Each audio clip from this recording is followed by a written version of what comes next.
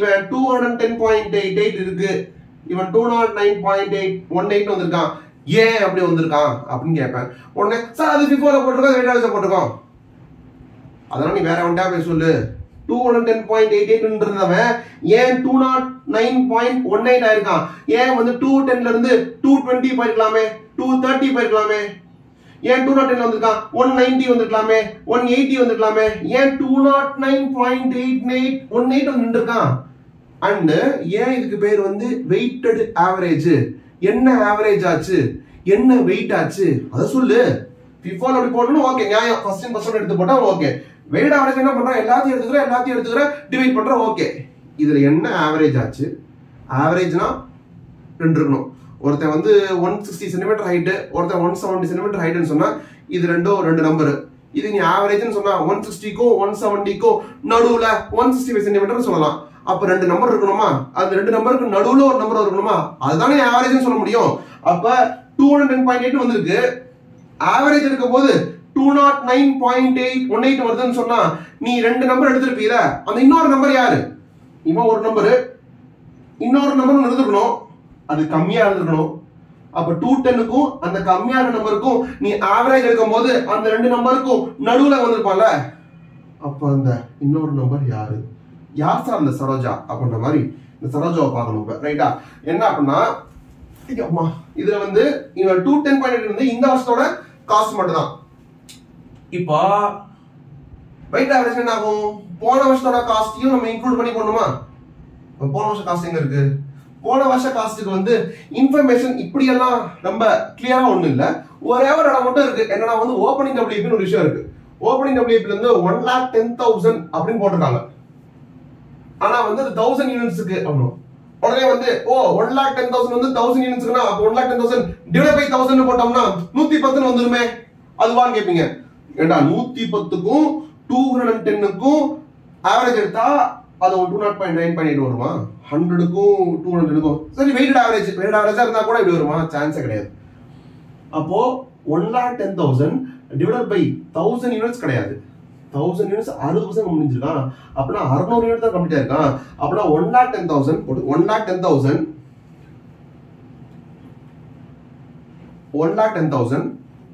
divided by 600.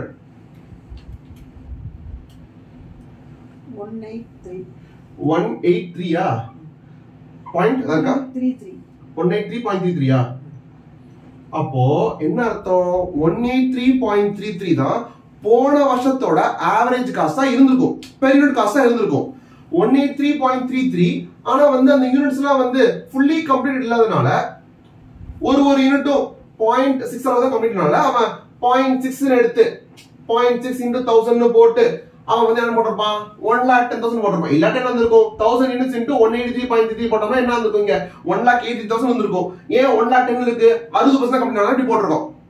அப்ப போன வாட்டியோட per unit cost வந்து 183, இந்த வாட்டியோட பெர் யூனிட் காஸ்ட் வந்து 210.8.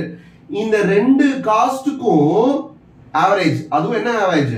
வெயிட்டட் ஆவரேஜ் போட்டோம் அப்படின்னு சொன்னா இந்த ரெண்டு காஸ்டுக்கும் வெயிட்டட் ஆவரேஜ் போட்டோம்னா வர்ற ஆன்சர் இவனுக்கும் நடுவுல இருப்பானா? அதான் 210.8. எக்ஸாக்ட் நடுவுல இருக்க மாட்டான். எக்ஸாக்ட் நடுவுல அது சிம்பிள் ஆவரேஜ். இவனுக்கும் எக்ஸாக்ட் நடுவுல அது வந்து சிம்பிள் ஆவரேஜ். வெயிட் ஆவரேஜ்னா இந்த 183.33 அப்படின்ற காஸ்ட் வந்து எத்தனை பேருக்கு, இந்த 210.88ன்றது எத்தனை பேருக்கு அப்படின்னு எடுத்தீங்கன்னா அந்த வெயிட்ஸ் அப்ளை பண்ணினா வர்றதா வந்து என்னவா இருக்கும்? வெயிட் ஆவரேஜா இருக்கும். அப்போ நீ என்ன பண்ணணும் நெக்ஸ்ட்? இப்ப 183.33 அப்படின்ற 183.33 அப்படின்ற காஸ்ட் எத்தனை பேருக்குன்னு பார்க்கணும். உனக்கு மொத்தமா 9,700 கடைசில இருக்கான். அதுல உனக்கு தெரியும் 9,100ன்றது ஒரு ஆளு, 600ன்றது இன்னொரு ஆளு.